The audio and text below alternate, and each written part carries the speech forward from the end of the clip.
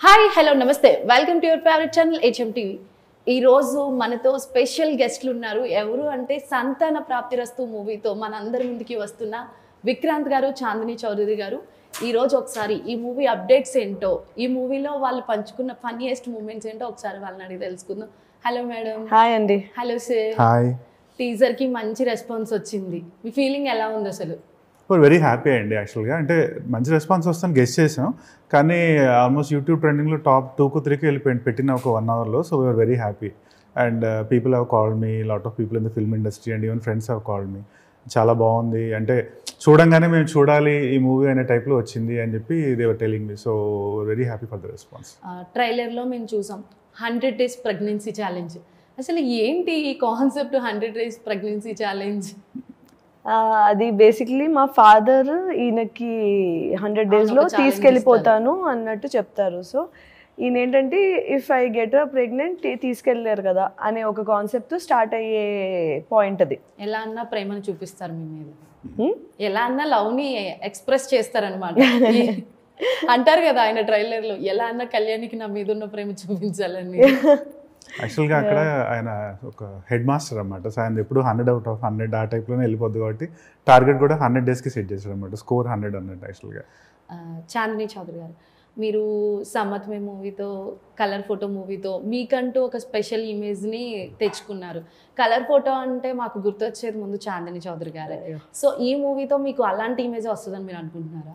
అలాంటి ఇమేజ్ వస్తుందో అన్నది నేను చెప్పలేనండి, కానీ దీనికంటూ ఒక ప్రత్యేక గుర్తింపు అయితే వస్తే బాగుంటుందనే ఉద్దేశంతోనే చేసిన పాత్ర ఇది. సో హోప్ఫుల్లీ జనానికి నచ్చుద్ది అండ్ గుర్తుండే పాత్ర అవుద్దని ఆశిస్తున్నాను. విక్రాంత్ గారు, మీరు జనాల్లోకి ఈ మూవీతో వెళ్ళాలనుకుంటున్నారు. సో ఏ ప్రాసెస్లో వెళ్దాం అనుకుంటున్నారు? మంచి కంటెంట్ ఇస్తే ఆటోమేటిక్గా వెళ్తామండి జనాల్లోకి బేసిక్గా. సో మనం ఇంక వేరే పిఆర్ ఏం అవసరం లేదు.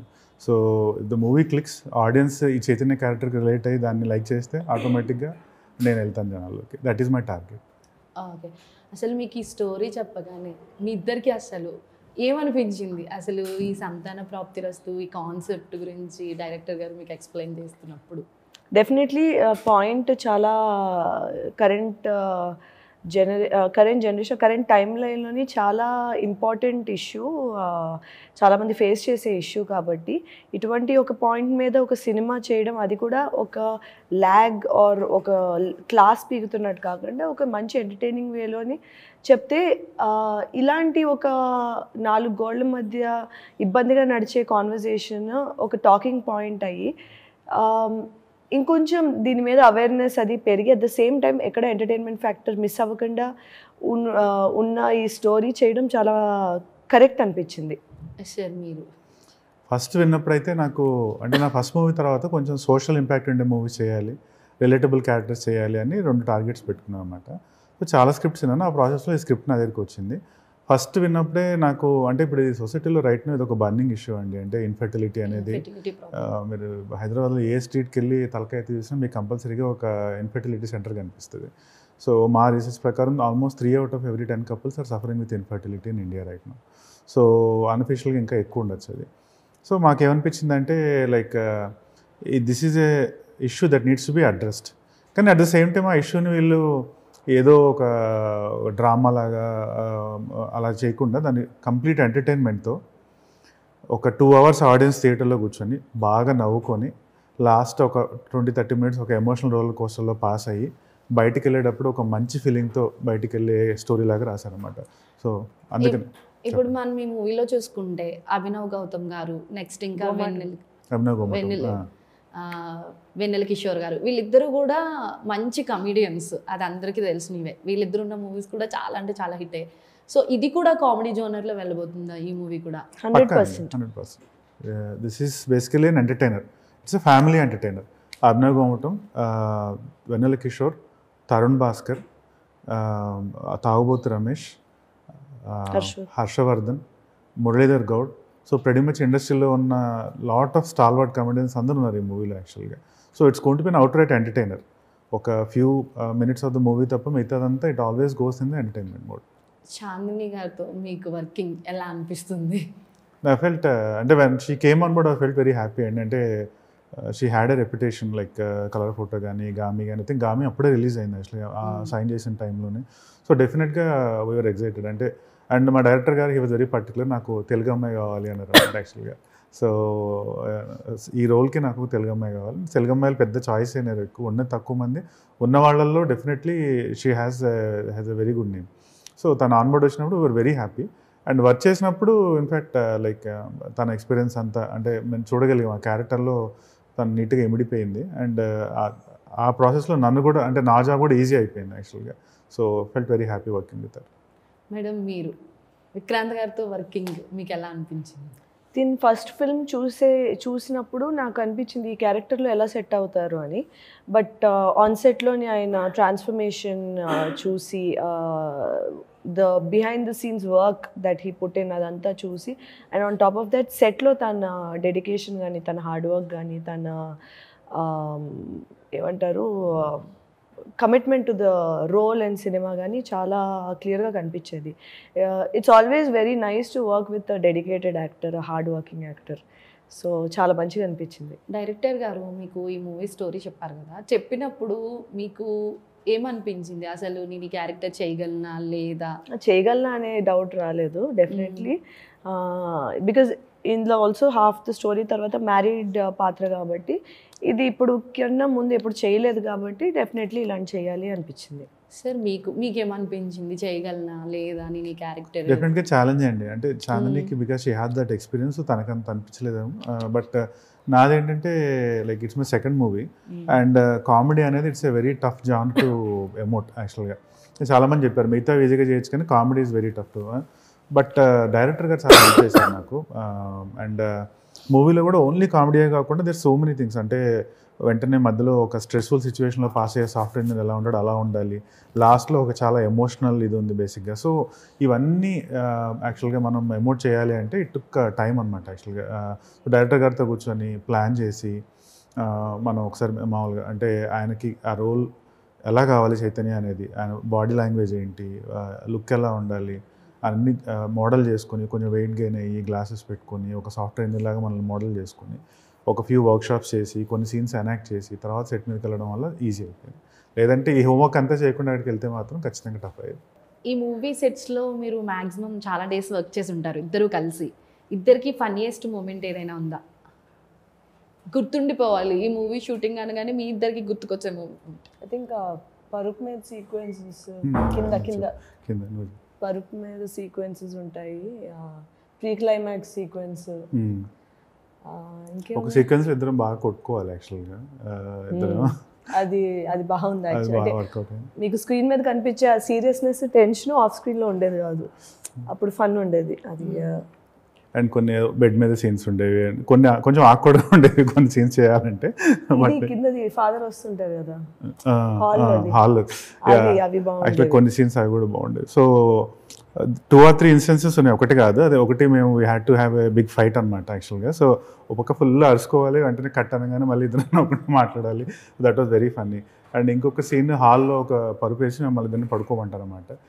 ఈ లోపల టక్మని వాళ్ళ ఫాదర్ మురళీధర్ గౌడ్ గారు వస్తారు యాక్చువల్గా. So that was also very funny incident. So not one but చాలా ఉన్నాయి యాక్చువల్గా. అంటే throughout the movie we really enjoy, అంటే we had fun. Every day was like ఏదో వెళ్ళి నవ్వుకుని వచ్చేవాళ్ళం అనమాట సెట్లో. మురళీధర్ గారిని తీసుకుంటే ఈ మధ్యన ఆయన అన్ని మూవీస్లోని హ్యాట్రిక్ సీట్ కొట్టున్నారు. రీసెంట్గా మీ కో ఆర్టిస్ట్ కిరణ్ అబ్బవరం గారికి ఏ ర్యాంప్ మూవీలో కూడా ఈయన చేసిన క్యారెక్టర్ హైలైట్ ఉంది. సో ఆయనతో వర్కింగ్ ఎక్స్పీరియన్స్ మీకు ఎలా అనిపించింది? చాలా ఈజీ అండి ఆయనతో వర్క్ చేయడం. ఆల్మోస్ట్ అంటే ఆయన మూవీలో మా ఫాదర్ పాత్ర పోషించినట్టు స్లోగా ఆ బాండ్ అలా క్రియేట్ అయిపోయింది. ఎందుకంటే చాలా మంచి కెమిస్ట్రీ ఉంటుంది. అంటే ఆయనకి ఎంత మంచి కెమిస్ట్రీ ఉంటుందో ఆబ్వియస్లీ నాకు మురళీధర్ గారు కూడా చాలా మంచి కెమిస్ట్రీ ఉంటుంది. దానికి చాలా ఈజీ అయింది. అంటే నిజంగా ఫాదర్తో చేస్తున్నంత కంఫర్టబుల్ అయిపోయాను. బికాజ్ త్రూ అవుట్ ఉండే క్యారెక్టర్ రోల్ కాబట్టి అయింది చాలా ఈజీ అయిపోయింది. చాలా న్యాచురల్గా వచ్చింది ఆయనతో చేసే సీన్స్ కానీ కెమిస్ట్రీ కానీ ఎమోషనల్ కానీ ఆ ప్రేమ చూపించేది కానీ చాలా బాగుంటుంది. అండ్ ఆయనకి చాలా మంచి కామెడిక్ రోల్ ఉంటుంది దీంట్లోని.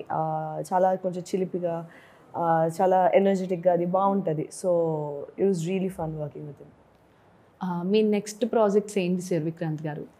నేను రైట్ నా మృత్యుంజయ మార్కండేయ అని ఒక సోషో ఫ్యాంటసీ మైథాలజికల్ మూవీ అనమాట, అది చేస్తున్నాను యాక్చువల్లీ. లార్జ్ స్కేల్ సో అది ఆల్రెడీ కొంచెం షూట్ కూడా కంప్లీట్ అయింది. ఈ ప్రాజెక్ట్ అయ్యాక అది అనౌన్స్ చేస్తాం. ఇది కాకుండా same team, same director of Santhana Prapthirasthu and same writer, same DOP, same pretty much everybody, same screenplay writer, same art director, pretty much same team and same production బ్యానర్తో ఒక సర్పంచ్ అనే ఒక రూరల్ డ్రామా. సర్పంచ్ ఎలక్షన్స్కి జరిగే politics, ఊళ్ళో జరిగే కొన్ని injustices, radical elements ఉంటాయి కొంచెం, but at the same time ఇలాగే ఫన్నీగా నడుస్తుంది. లాస్ట్లో ఒక మంచి మెసేజ్ ఉంటుంది అనమాట. సో అది సైన్ చేశాను. ప్రీ ప్రొడక్షన్ కంప్లీట్ అయింది. ఈ మూవీ రిలీజ్ అయ్యాక అది కూడా స్టార్ట్ అవుతుంది. మేడం మీ నెక్స్ట్ ప్రాజెక్ట్స్? మంచి లైనప్ ఉందండి. మొన్న పూజ జరిగింది. సైఫై డార్క్ కామెడీ ప్రాజెక్ట్ ఒకటి స్టార్ట్ అవుతుంది. ఇది అండ్ ఇంకొకటి సైబర్ పంక్ ఫ్యూచరిస్టిక్ ఫిల్మ్ ఒకటి సైన్ చేశాను.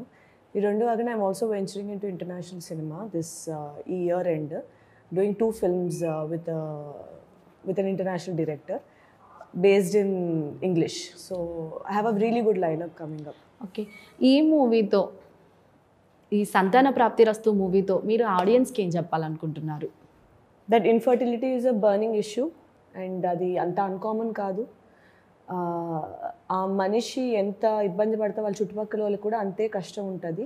So supportiveness is very important, partner నుంచి, ఫ్యామిలీ నుంచి. అట్ ద సేమ్ టైం ఎలా మన ఒక హ్యాబిట్స్ కానీ లైఫ్ స్టైల్ కానీ ఎఫెక్ట్ అవుతుంది, ఎలా మార్చుకోవచ్చు, ఇలాంటి పాయింట్స్ చెప్పొచ్చు. మీరు సార్? సేమ్ అండి. బేసిక్గా ఇన్ఫర్టిలిటీ అనేది డెఫినెట్గా ఒక అడ్రస్ చేయాల్సిన ఇష్యూ, మాట్లాడుకోవాల్సిన issue. At the same time దానివల్ల సోషల్ స్టిగ్మాను, కపుల్స్ ఫేస్ చేసే ప్రెషరు, వీటన్నిటిని బేసిక్గా అడ్రస్ చేసి ఓపెన్గా మాట్లాడుకోవాలి. అండ్ హెల్తీ లైఫ్ స్టైల్ వల్ల వీటిని ఎలా మార్చుకోవచ్చు అనే ఒక పాయింట్ని కూడా మేము అడ్రస్ చేస్తాం అన్నమాట యాక్చువల్గా. సో మెయిన్ చెప్పండి సార్, మెయిన్ అంటున్నారు. మెయిన్ వచ్చి యాక్చువల్గా ఈ సాఫ్ట్వేర్ ఇంజనీర్స్ వాళ్ళ లైఫ్ స్టైల్ ఉంటుంది. సాఫ్ట్వేర్ ఇంజనీర్స్ అనే కాదు, ఎనీ ఎంప్లాయీస్ బేసిక్గా వాళ్ళు కేర్ తీసుకోకపోతే, సెడెంటరీగా ఉండి స్మోకింగ్, డ్రింకింగ్, అలా వాళ్ళ హ్యాబిట్స్ హెల్తీగా లేకపోతే అది చాలామంది ఏమనుకుంటారంటే అదే లివర్ మీదో లేదంటే వేరే ఇంకేవో డిసీజెస్ వస్తాయి అనుకుంటారు. కానీ రీప్రొడక్షన్ అనేది కూడా ఒక ఇష్యూ అనేది ఒక స్ట్రాంగ్ పాయింట్ యాక్చువల్గా. మేడం మీకే క్వశ్చన్, ఎందుకంటే ఇప్పుడు చాలామంది హీరోయిన్స్ ఏమంటున్నారంటే ఫ్యూచర్ ఈ హీరోతో నాకు నటించాలని ఉంది అని ఒక స్టేట్మెంట్ ఇస్తున్నారు. సో అలా మీకు ఏదైనా హీరోతో, పెద్ద హీరోస్తో ఎవరితో అన్న మూవీ చేయాలని? నాకు రజనీకాంత్ గారితో చేయాలని ఉంది సార్. మీకు సార్ అలా ఎవరైనా పెద్ద హీరోయిన్తో చేయాలని ఉందా? పెద్ద హీరోయిన్తో చేయాలన్నా అంటే ఒకప్పుడైతే శ్రీదేవి గారు ఇష్టం ఉండేవాళ్ళు, తర్వాత రమ్యకృష్ణ గారు పీక్ హీరోయిన్ ఉన్నప్పుడు తను చాలా ఇష్టం ఉండేవాళ్ళు యాక్చువల్గా. ఇప్పుడు జనరేషన్ మేబీ నయనతార, అనుష్క నయనతార. అలానే అసలు ఈ ఫెర్టిలిటీ వల్లనే ఈ మూవీ November 14th అంటే చిల్డ్రన్స్ డే రోజున రిలీజ్ చేయాలనుకుంటున్నారా, లేకపోతే ఏదైనా సమ్ రీజన్స్ వల్ల November 14th అని పెట్టుకున్నారా? ఇష్యూ అది యాక్చువల్గా యాక్సిడెంటల్గా అయింది. అంటే యాక్సిడెంటల్ అంటే కోఇన్సిడెంటల్లీ అంటే యాక్సిడెంట్. ఆ రోజు చిల్డ్రన్స్ డే కదా, November 14th. November 7th, 14th, 21st 3 options అని చెప్పారు ప్రొడ్యూసర్ గారు నాకు. సో అప్పుడే ఎవరు అన్నారు 14th చిల్డ్రన్స్ డే పెట్టుకుంటే బాగుంటుంది అన్నారు. కానీ అది మన చేతిలో ఉండదన్నమాట. అంటే డిస్ట్రిబ్యూటర్స్ అందరితో మాట్లాడాలి అండ్ మిగతా వేరే సినిమాలు ఏమున్నాయని చూడాలి, ఓటీటీస్ అప్రూవ్ చేయాలి, చాలా ఉంది. సో అయితే బాగుంటుంది అనుకున్నాం. బట్ లక్కీగా ఫైనల్గా అదే సెట్ అయ్యి November 14th మీ డేట్ అని చెప్పారు యాక్చువల్గా. So then we felt very happy. ఈ మూవీలో మీకు ఏదైనా ఫేవరెట్ డైలాగ్ ఉందా? Favourite dialogue okay. ఈ కాలంలో అమ్మాయి అబ్బాయి ఇష్టపడ్డాక వాళ్ళ నాన్న ఒప్పుకోవాలి, వాళ్ళ పక్కింటి ఆంటీ ఒప్పుకోవాలని ఎవరు ఆలోచించట్లేదు అంకుల్. లేచిపోయి కూడా పెళ్లి చేసుకుంటున్నారు. మేడం మీకు? క్లైమాక్స్లో ఒక డైలాగ్ ఉంటుంది, మంచి చాలా key important and hard hitting dialogue. అది ఇప్పుడు చెప్పకూడదంట, సో సారీ. కాన్ఫిడెన్షియల్ డైలాగ్ అనమాట అది. అంటే మూవీ సమ్మరైజ్ చేసే పాయింట్ అది. సో మేబీ అందుకే ఇష్టం కూడా అది. Okay ma'am, thank you so much. Thank you sir. చూసారు కదండి, విక్రాంత్ గారు అలాగే చాందిని చౌదరి గారు మూవీ సంతాన ప్రాప్తిరస్తు విశేషాలు. November 14th అయితే ఈ మూవీ థియేటర్స్లోకి వస్తుంది. అందరూ తప్పకుండా చూడండి, చూసి వీళ్ళిద్దరిని బ్లెస్ చేయండి. Thank you so much.